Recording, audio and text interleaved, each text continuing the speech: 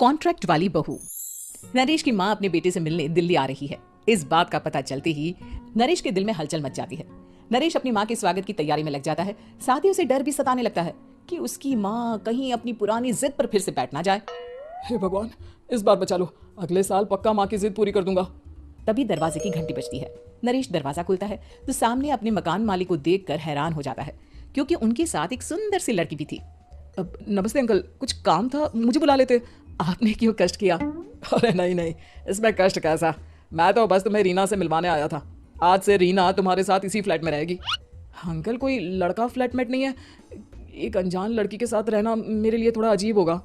देखो नरेश, मैं तुम्हें पहले भी बता चुका हूँ कि इस फ्लैट में तुम्हें किसी ना किसी के साथ एडजस्ट करना ही होगा, या फिर तुम अकेले पूरे फ्लैट का किराया दे दो, मैं किसी को नहीं रखूंगा। नरेश अपने मकान मालिक की बात सुन के रीना के साथ रहने के लिए तैयार हो जाता है, पर अंदर ही अंदर उसे ये बात खाने लगती है कि वो अपनी माँ को क्या जवाब देगा जब उसकी माँ रीना के बारे में उसे पूछेगी। दिन बीतने लगते हैं। नरेश और रीना अच्छे दोस्त भी बन जाते हैं, पर अभी भी नरेश अपनी प्रॉब्लम का सोल्यूशन नहीं ढूंढ पाता। एक दिन नरेश बहुत परेशान सा बैठा होता है। तभी रीना उसे पूछती है, क्या हुआ नरेश, तुम काफी परेशान लग रहे हो, सब ठीक तो है ना? हाँ सब ठीक है, बस एक छोटी सी प्रॉब्लम है। वो एक्चुअली 2 दिन बाद मेरी माँ मुझसे मिलने आ रही है। अरे तो इसमें प्रॉब्लम क्या है, ये तो खुशी की बात है। हाँ रीना, बट मेरी माँ एक जिद लेकर बैठ गई है कि मैं शादी कर लूँ, पर मैं अभी इस चीज़ के लिए तैयार नहीं हूँ। ऊपर से जब वो तुम्हें देखेगी तो 100 सवाल करेगी, क्या जवाब दूंगा? अरे इसमें कोई टेंशन वाली बात नहीं है, मेरे पास ना इस प्रॉब्लम का सोल्यूशन है, जिससे ना तुम्हें शादी करनी पड़ेगी और ना ही तुम्हारी माँ मेरे बारे में कुछ पूछेंगी। रीना की बात सुनकर नरेश सोच में डूब जाता है। वो सोचता है कि रीना खुले ख्यालों वाली लड़की है, कहीं माँ को सच बता ना दे। नरेश को सोच में डूबा देखकर रीना कहती है, अरे क्या हुआ, किस सोच में पड़ गए? डोंट वरी, जैसा तुम सोच रहे हो ना वैसे कुछ भी नहीं है, मेरे पास एक प्लान है। मैं कुछ समझ नहीं पा रहा हूँ, कैसा प्लान? मैं समझाती हूँ। हम ना एक कॉन्ट्रैक्ट मैरिज कर लेते हैं। फिलहाल मेरे पास जॉब नहीं है, तो तुम इस रूम का किराया दे देना जब तक तुम्हारी माँ यहाँ रहेंगी, सिर्फ तब तक। और तुम अपनी माँ से कह देना कि मैं तुम्हारी पत्नी हूँ, इससे वो मेरे यहाँ रहने पर कोई सवाल भी नहीं करेंगी। अरे बात तुम्हारी ठीक है, पर माँ से झूठ बोलना, ना ना पापा, मैं ये रिस्क नहीं ले सकता, कोई और आइडिया दो ना तुम। देखो मंजूर हो तो बोलो, वरना सच बता दो, मुझे कोई प्रॉब्लम नहीं है। रीना की बात सुनकर नरेश सोच में डूब जाता है। बहुत सोचने के बाद जब उसे कोई रास्ता नहीं मिलता तो वो रीना के बताए हुए रास्ते पर चलने के लिए तैयार हो जाता है।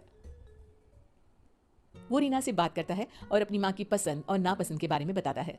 रीना भी नरेश की सभी बातों को ध्यान से सुनती है, ताकि कहीं उससे कोई गलती ना हो जाए। आखिर वो दिन भी आ जाता है जब नरेश की माँ उससे मिलने दिल्ली आ जाती है। नरेश अपनी माँ को फ्लैट पर लेकर जाता है। जैसे ही नरेश की माँ फ्लैट के अंदर जाती है, रीना उसके पैर छू लेती है। ये देखकर नरेश की माँ थोड़ी घबरा जाती है और नरेश से पूछती है, अरे बेटा नरेश, ये कौन है? माँ, ये आपकी बहू रीना है। माफ़ी चाहता हूँ, सब कुछ इतनी जल्दी में हुआ कि आपको बता ही नहीं पाया, इसलिए सोचा कि क्यों ना आपको सरप्राइज दिया जाए। अरे बेटा, मैं तो बस तेरा घर बसा हुआ देखना चाहती थी। हाँ, बहुत अरमान थे अपनी इकलौती बेटी की शादी को लेकर, लेकिन कोई बात नहीं, शायद किस्मत को यही मंजूर होगा। ये कहते ही नरेश की माँ रीना को गले लगा लेती है। रीना बेटिया, मेरा बेटा ना थोड़ा नादान है, पर तुम काफ़ी समझदार लगती हो, और मैं जानती हूँ कि तुम इसका बहुत अच्छे से ध्यान रखोगी। माँ आप चिंता मत कीजिए, मैं सब संभालूंगी। नरेश की माँ अपने बहू और बेटे के साथ खुशी खुशी रहने लगती है। दिन बीतने लगते हैं। नरेश की माँ और रीना का रिश्ता बहुत मजबूत होता चला जाता है। वो दोनों सारा दिन एक साथ रहती और खूब बातें करती। इधर साथ रहते रहते नरेश और रीना भी एक दूसरे से प्यार करने लगते हैं। दोनों को इस बात का एहसास हो जाता है, फिर भी वो इस बात को छुपा कर ही रखते हैं। एक दिन नरेश की माँ और रीना शादी के बारे में बात करने लगते हैं। रीना बिटिया, ये तो नरेश ने मुझे बिना बताए शादी कर ली, वरना मैं तो अपनी इकलौती बेटी की शादी इतनी धूमधाम से करती कि सारी दुनिया देखती रह जाती। अच्छा माँ, आप ऐसा भी क्या करती नरेश और मेरी शादी में जो दुनिया देखती रह जाती? अरे बिटिया, एक माँ के अरमान तुम अभी नहीं समझोगी। मैं तो अपनी बहू को एक रानी की तरह लेकर आती और शादी भी बिल्कुल शाही अंदाज में करती, पर मेरे तो सारे अरमान ऐसे ही रह गए। खैर, मुझे तो अपने बेटे और बहू की खुशी चाहिए बस। ये कहते हुए नरेश की माँ की आंखों में आंसू आ जाते हैं।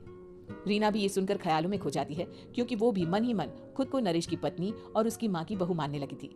शाम को जब नरेश ऑफिस से घर आता है तो रीना खुद को रोक नहीं पाती और नरेश के सामने उसकी माँ को अपने और नरेश के रिश्ते का सारा सच बता देती है। रीना की बात सुनकर नरेश की माँ दोनों से बहुत नाराज हो जाती है और घर वापस जाने की बात करने लगती है। तुम दोनों ने मुझसे सच छुपाकर बहुत ठेस पहुंचाई है मुझे। अब तुम लोगों के साथ नहीं रहना चाहती मैं, कल ही वापस चली जाऊंगी अपने घर।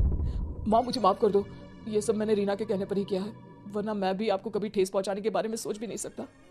हाँ माँ, हमने ये सिर्फ आपका दिल रखने के लिए किया। प्लीज़ हम दोनों को माफ़ कर दीजिए। तुम दोनों ने मेरे अरमानों के साथ खिलवाड़ किया है, और वैसे भी मुझे अपने बेटे के लिए एक अच्छी लड़की ढूंढनी है, इसलिए मेरा यहाँ से जाना ही बेहतर होगा। माँ की ये बात सुनकर रीना खुद को रोक नहीं पाती। माँ, क्या मैं आपके घर की बहू बनने लायक नहीं हूँ? रीना की बात सुनकर नरेश हैरान रह जाता है। नरेश की माँ भी कुछ समझ नहीं पाती। मैं कुछ समझी नहीं, आखिर तुम कहना क्या चाहती हो?